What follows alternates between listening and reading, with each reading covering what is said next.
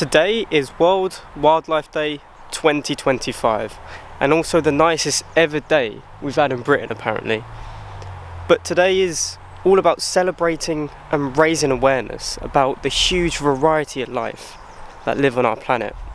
You know, whether it's the tiniest insects or the most magnificent megafauna, biodiversity is our shared heritage, but it's at risk. And hopefully in this video I'll be able to explain to you why biodiversity is so important, why it's threatened, and I think most importantly, what's being done to protect it. Because saving wildlife and saving the planet is essentially saving ourselves. First of all, what is biodiversity? Biodiversity is a variety of life on Earth. All of the plants, animals, fungi, and the little microorganisms we can't see that come together to form all of the different ecosystems. Every living creature has a role to play, called a niche, that forms a huge web of life that ensures our planet's health and well-being. Healthy ecosystems provide us with clean air and water, pollinate our crops, and regulate our climate. Without biodiversity, life, including humans, cannot thrive. One of the biggest threats to biodiversity is habitat destruction. Vast expanses of rainforest and woodland are cleared annually to make room for crops, livestock, roads, and cities. This not only removes essential feeding and breeding grounds, but also isolates wildlife populations, preventing them from migrating or finding mates and resources in other areas. Wetlands are incredibly biodiverse and act as natural filters for our water systems. Yet over half the world's wetlands have been lost in the past century due to drainage of farmland or infrastructure projects. Similarly, coastal ecosystems, vital nurseries for marine life, are destroyed when coastlines develop for tourism and industry. Some of the most iconic species, such as orangutans, tigers, and elephants, are pushed into smaller, fragmented pockets of habitat. This fragmentation increases human and wildlife conflict and makes it harder for animals to maintain healthy populations, as isolated groups often face inbreeding and struggle to find food or mates. Many fish stocks around the world are at risk of collapse due to industrial-scale fishing methods. When key fish species are overharvested, entire marine food webs can become destabilised, impacting not only the fish themselves, but also larger predators like sharks and marine mammals. From ivory to exotic pets, the illegal trade in wildlife is a multi-billion-dollar industry that pushes many species to the brink of extinction. Rhinos, pangolins, and various bird species are heavily trafficked for their horns, scales, or plumage, often fetching high prices on the black market. However, it's not just the animals that are at risk. Many rare medicinal plants and hardwood trees are also unsustainably harvested, most notably the giant redwood trees found in California. More on that at a later date. This can permanently alter forest structure and remove critical food or habitat resources for other species. And of course, climate change. As global temperatures rise, species are forced to migrate to cooler latitudes or higher elevations in search of suitable climates. Some simply cannot move fast enough. Polar bears, for instance, struggle with diminishing sea ice, while tropical species face more frequent heat waves and shifting rainfall patterns. Our planet is changing far faster than these species can cope. Excess carbon dioxide in the atmosphere dissolves in our oceans, lowering pH levels and making it harder for marine organisms like corals and shellfish to form their shells and skeletons. Coral reefs, among the most biodiverse ecosystems on Earth, are experiencing mass bleaching events due to warmer waters, leading to diminished fish populations and lost livelihoods for coastal communities. Climate change also intensifies storms, floods, and droughts, posing immediate threats to both wildlife and people. In drought-stricken areas, weakened vegetation struggles to support local fauna, exacerbating the cycle of habitat loss and species decline. Each year, millions of tons of plastic ends up in the oceans, breaking down into microplastics that enter the food chain and accumulate in marine animals, and eventually into our own bodies. Chemical runoff from agriculture, pesticides, and fertilizers also contaminates water sources, harming both aquatic life and animals and humans that depend on those water supplies. All these pressures, habitat destruction, overexploitation, climate change, and pollution, don't operate in isolation. They compound each other, making it harder for ecosystems to bounce back. The biodiversity crisis isn't just one problem. It's a combination of factors driven by human activities. Our growing population and rising consumption put immense pressures on natural resources. Short-term economic goals often overshadow long-term sustainability. And while governments and organisations are working on solutions, the pace of change hasn't been fast enough. It's up to each and every one of us to recognise these interconnected challenges and push a more responsible use of our planet's resources. Our well-being is deeply connected to nature. Nature helps regulate diseases.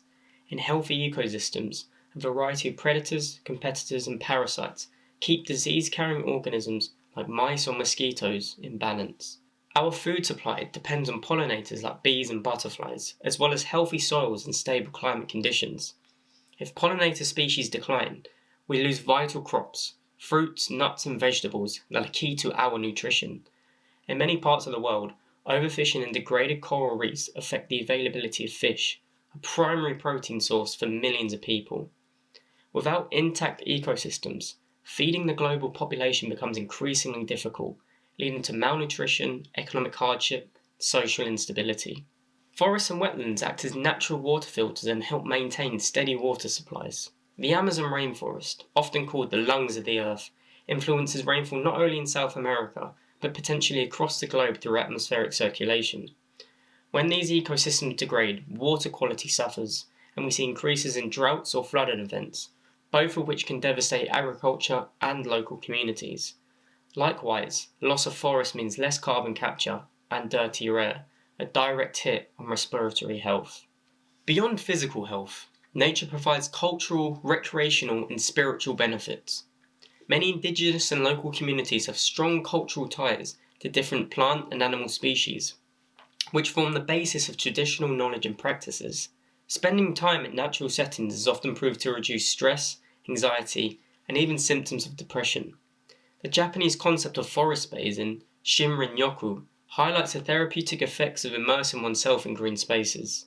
If we lose biodiverse environments, we lose these intangible yet profound benefits. Alright, I know that was a lot of information, and I don't want to come across as all doom and gloom, because it's not. Yes, it's important that we recognise the considerable challenges facing our planet and we raise awareness about them. But here's the good news. There's a lot of positive work being done right now to protect wildlife and restore habitats. And if we focus on the success stories, we're able to see that real, tangible hope of turning things around. So let's take a look at some of the examples of real positive work being done to make a change on our planet. In the 1980s, Costa Rica had one of the highest deforestation rates in the world. Today, thanks to strong government policies, ecotourism, and incentive programs that pay landowners to conserve or restore forests, tree coverage has rebounded dramatically.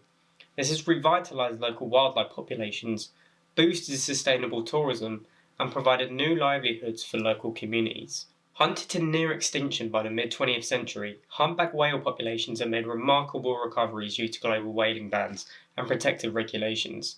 Their resurgence highlights how targeted policies and international cooperation can save species once considered beyond hope. When grey wolves were introduced in Yellowstone National Park in the United States, the ecological effects were profound.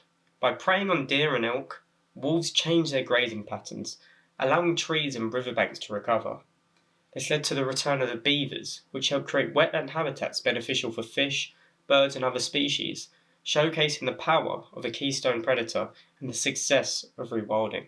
Smartphone apps and online platforms let everyday people record sightings of birds, insects or plants. This crowdsourced data helps scientists monitor population trends and identify areas of concern more quickly. Initiatives like eBird or iNaturalist demonstrate how collective effort can drive real conservation action. These success stories show that local communities, governments and individuals alike can and do help reverse the biodiversity crisis. But what can you, as an individual, do in the fight against biodiversity loss? You could do things like support local and global conservation programs and protected areas. You could donate, volunteer, or even spreading the word helps. When we made the How to Almost Save the World in the Amazon rainforest video, that was a university-led project to help conservation efforts in the Peruvian Amazon. You could try and choose more locally and sustainably sourced products, reducing plastic use, waste and energy consumption, all are little things that can add up to make a big change. You know, me personally, I've tried to reduce my intake of meat, become more of not a vegetarian, but you know, maybe not meat every day, more like 3 times a week, to help reduce my carbon footprint. And use your voice. Support policies and leaders who prioritise environmental protection. You know, community-based initiatives can lead to big changes. And also keep learning about biodiversity. Share what you learn with friends, family, social media, and help grow this movement for change. On this World Wildlife Day, let's remember that protecting wildlife is not an isolated cause. It's about protecting our shared future.